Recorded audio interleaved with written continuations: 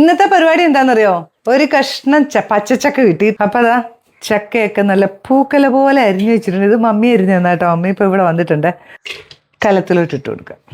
2 തണ്ട് കറിവേപ്പില ഇട്ട് കൊടുത്തു.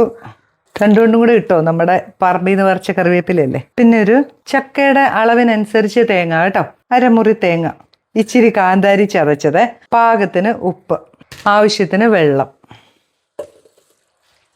ഞാൻ ഇതിനൊരു 3/4 കപ്പ് വെള്ളം ഒഴിച്ചിട്ടുണ്ട്. സ്റ്റൗ ഒന്ന് ഓൺ ചെയ്യാം, മൂടി വെച്ച് അങ്ങ് വേവിച്ചെടുക്കാം. ഇത്ര പരിപാടിയേ ഉള്ളൂ. അത് കഴിഞ്ഞിട്ട് നന്നായിട്ടൊന്ന് കുഴച്ചെടുക്കുക, കറി കൂട്ടി കഴിക്കുക. ചക്കയൊക്കെ ആവി കയറിയ നമുക്കിതൊന്ന് കുടഞ്ഞിടണം. കാര്യം വെച്ചാൽ തേങ്ങയും കാന്താരിയൊക്കെ എല്ലാ സൈഡിലും ഒന്ന് ആവണം. ഒന്ന് കുടഞ്ഞിടണേ. ഇനി നമുക്ക് ഒന്നും കൂടി ഒന്ന് വേവിക്കാം മൂടി വെച്ച്. നല്ലപോലെ വെന്തിട്ടുണ്ട്. ഒരു തവിയുടെ കണയെടുക്കുക, അല്ലെങ്കിൽ നിങ്ങൾക്ക് ചക്കയൊക്കെ ഇളക്കാനും കപ്പ ഇളക്കാനൊക്കെ ഉള്ള കോലുണ്ടെങ്കിൽ അതെടുക്കുക കേട്ടോ. നന്നായിട്ട് അങ്ങോട്ട് ഇളക്കി കൊടുക്കുക. നല്ലപോലെ കുഴഞ്ഞു വരണം കേട്ടോ.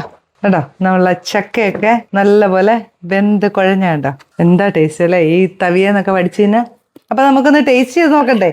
ആദ്യത്തെ ചക്കയല്ലേ, അപ്പം നിങ്ങളെ ഞാൻ എന്തായാലും കഴിച്ച് കാണിച്ച് ഒന്ന് കൊതിപ്പിച്ചേക്കാം. എന്നാലല്ലേ നിങ്ങൾക്ക് ഇതൊക്കെ ഒന്ന് ഉണ്ടാക്കി കഴിക്കാനൊരു പ്രേരണ ഉണ്ടാവുള്ളൂ അല്ലേ? ഓക്കെ കേട്ടോ, നമ്മുടെ ചക്കയൊക്കെ നല്ലപോലെ കുഴഞ്ഞ് കിട്ടിയ കേട്ടോ. കുറച്ച് ചക്ക എടുത്തു. ഇനി നമ്മൾ നമ്മുടെ ചിക്കൻ കറിയാണ് കൂട്ടിയ കഴിക്കുന്നത്. ഇതും ഒരു നാടൻ സ്റ്റൈലുള്ള ചിക്കൻ കറിയാണ്. അപ്പം നമുക്കൊന്ന് കഴിച്ചു നോക്കാം.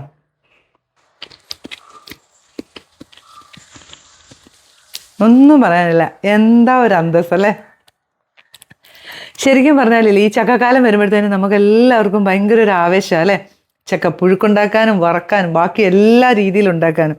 അപ്പം ഈ രീതിയിൽ നിങ്ങളൊന്ന് ഉണ്ടാക്കി നോക്കിയിട്ട് അഭിപ്രായങ്ങളൊക്കെ പറയണം. പുതിയൊരു വീഡിയോ ആയിട്ട് ഞാൻ വരുന്നതായിരിക്കും. ബൈ.